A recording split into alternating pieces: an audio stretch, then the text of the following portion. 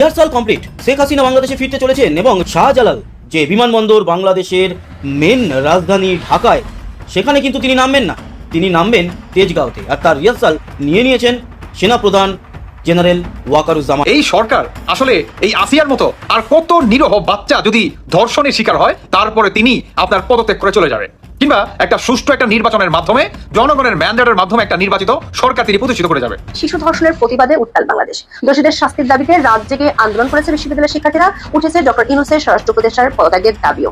এই পরিস্থিতিতে ড্যামেজ কন্ট্রোলে নামলেন ডক্টর ইউনূসের আরেক সৈনিক।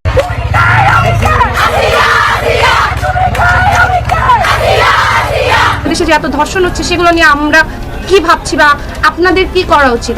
সম্মানিত দর্শক মণ্ডলী, মাগুরায় শিশু ধর্ষণের শাস্তির দাবিতে তুমি কে আমি কে, আসিয়া আসিয়া এই স্লোগানে মুখরিত হচ্ছে বাংলার রাজপথ। অপরদিকে শেখ হাসিনার দেশে ফেরা নিয়ে চাঞ্চল্যকর তথ্য ফাঁস করলেন নেটিজেনরা। কি চলছে রাজনৈতিক অঙ্গনে জানার আছে অনেক কিছু, আর এ সংক্রান্তই রাজনৈতিক অঙ্গনের বিভিন্ন প্রকার আপডেট নিউজ নিয়েই আজকের এই ভিডিওতে থাকছে বিস্তারিত প্রতিবেদন। তাই আজকের এই ভিডিওটি সব মিলিয়ে অত্যন্ত গুরুত্বপূর্ণ হতে যাচ্ছে। এক সেকেন্ড না টেনে ধৈর্য সহকারে পুরো ভিডিওটি দেখার জন্য আহ্বান করছি।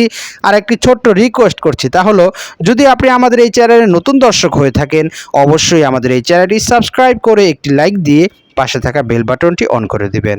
তাই আর কথা নয়, চলুন সরাসরি আমরা ভিডিওতে চলে যাই। আজকের এই ভিডিওটা অতি গুরুত্বপূর্ণ।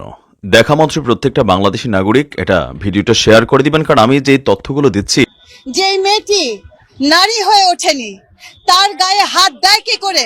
এই দেশ কি কাপুরুষের দেশ হয়ে গেল? বর্তমানে যে তত্ত্বাবধায়ক সরকারের প্রধান উপদেষ্টা আছে উনি তো হইলেন টাকার ব্যবসায়ী। উনি টাকা দিয়ে টাকা ভিত্তি করতে পারবে, কিন্তু এ ধরনের স্বাধীন দেশের শান্তি কখনোই সে মানুষের দূর করাই দিতে পারবে। আগামী 24 ঘন্টার মধ্যে ধর্ষকের সর্বোচ্চ শাস্তি নিশ্চিত করতে আলটিমেটাম দিয়েছেন তারা। রাষ্ট্রকে জানাতে চাই, আগামী 48 ঘন্টার মধ্যে বিশেষ ট্রাইব্যুনাল গঠনের মাধ্যমে যদি চিহ্নিত ধর্ষকদের শাস্তি নিশ্চিত না করা হয়, তাহলে আমরা আজকে আসিয়ার পক্ষে দাঁড়িয়েছি, আমরা 48 ঘন্টা পর এই ব্যর্থ রাষ্ট্রের বিপক্ষে। মনে করি আইনগত যে দুর্বলতা রয়েছে বাংলাদেশে, সেটি বাংলাদেশে একটি ধর্ষক তৈরির কারখানা প্রতিষ্ঠা করেছে।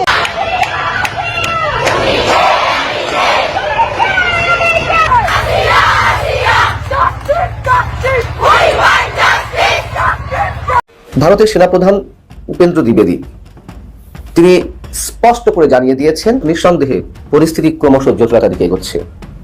বাংলাদেশের সঙ্গে ভারত কি ধরনের আচরণ করতে চায় তা তারা এখন আর তেমন কোনো রাগঢাক রাখছে না, মোটামুটি স্পষ্ট ইঙ্গিতের মাধ্যমে বুঝিয়ে দিচ্ছে ভারত কোন দিকে এগোচ্ছে। ভারতের তরফ থেকে বা ভারতের সেনার তরফ থেকে বলা ভালো, কোন রকম কোন ফোন কল গিয়ে পৌঁছলো বাংলাদেশের সেনা প্রধানের কাছে? সেনাবাহিনী কিন্তু সময় মতেই আসল তীরটা মারে, বুঝাবো চিল্লাইলা বলা মাত্র অ্যাকশন। কি বলছিল? অ্যাকশন শুরু হয়ে গেছে। অনেকেই প্রশ্ন তুলছেন যে ডক্টর ইউনূস সাহেবের সরকার আসলে কতটুকু ক্যাপাবল রাষ্ট্রকে পরিচালনা করার জন্য, কিন্তু ডক্টর ইউনূসের মতন মানুষরা কথা কম বলে কাজ বেশি করে। দেখেন ঘটনা কিন্তু ঘটাই দিছে কে, কেমন দিলাম, কিন্তু ঘটনার টুইস্ট তো ছিল অন্য জায়গায়। কাকু অবশ্য এক লাইন বলে এক লাইন মনে প্যাডের ভিতরে রাখে। দ্বিতীয় আয়াতটা যখন সামনে আসছে তখন বুঝতে পারলাম এখন আপনাকে কে বাঁচাবে? আপনাদের দুইজনের কিন্তু সারা ওই দুইজন আকাশ বাতাস বিদীর্ণ করে স্লোগান দিত, ইনকিলাব জিন্দাবাদ, দিল্লি না ঢাকা, ঢাকা ঢাকা, ক্ষমতা না রাজপথ, রাজপথ রাজপথ, বুঝছাও ক্যাঙ্কা কইরা জাউরাগের লাইনে আনা লাগে। বাংলাদেশে মুক্তিযুদ্ধের ইতিহাস বিক্রি করে চলতেন শেখ হাসিনা, আর এখন চলছেন বিএনপির নেতা জনাব ফজলুর রহমান সাহেব। এই ফজলুর রহমানের আসল উদ্দেশ্য শেখ হাসিনার উদ্দেশ্যের সাথে প্রায় মিলে যাচ্ছে। 2014 সালের পর এই প্রথম 2025 সালে সক্ষম হয়েছে, এতদিন করতে দেওয়া হয়নি, অবশেষে সেই কাঙ্ক্ষিত ঘটনা ঘটেছে। এমন একটা সময় বাংলাদেশে বাস করছে যেটা সত্যি আমাদের জন্য খুব দুঃখজনক। 8ই আগস্ট ডক্টর ইউনূস বলছিলেন যে তার নিয়োগকর্তা হচ্ছে বৈষম্য বিরোধী ছাত্র আন্দোলনের যারা আছেন এই ছাত্ররা। যেই নালে উত্থান ওই নালেই কিন্তু মাঝে মাঝে বিনাশ হয়। যেমন ধরেন শেখ হাসিনা ব্যক্তিগতভাবে গিয়ে তো কাউকে থাপড়ায় নাই। দর্শক, সারা দেশে চিন্তায়, ডাকাতি, ধর্ষণ এ সকল ঘটনার ব্যর্থতা স্বীকার করেছেন আইন উপদেষ্টা। পুলিশ হেফাজতে সিএমএইচে কাজ করছে আসিয়া, ছাত্ররা আত্মনাদ করতেছে রাজু চত্বরে সকালবেলাও, আর পুলিশ হেফাজতে মানে পুলিশের নিরাপত্তায় চলে গেছে ধর্ষণকারী। বাংলাদেশে ঘটে গেছে এক ভয়াবহ সামরিক কূ, এবং এই কূ সংগঠিত হওয়ার সময় বাংলাদেশের টপ 5 জন জেনারেল মারা গেছে।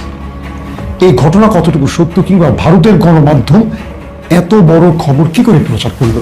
এখনো সেই আলোচনাটা অব্যাহত যে সেনাপ্রধানকে নিয়ে হচ্ছেটা কি, সেনাপ্রধানকে নিয়ে কি কিছু হচ্ছে। অন্তর্বর্তীকালীন সরকারের পিছনে একটা ছায়া সরকার গঠন করে ওয়াকারুজ্জামান চালাচ্ছে এবং সেখানে সে সর্বোচ্চ ক্ষমতা ধরে রেখে জনগণের চোখে তুলে ধরছে।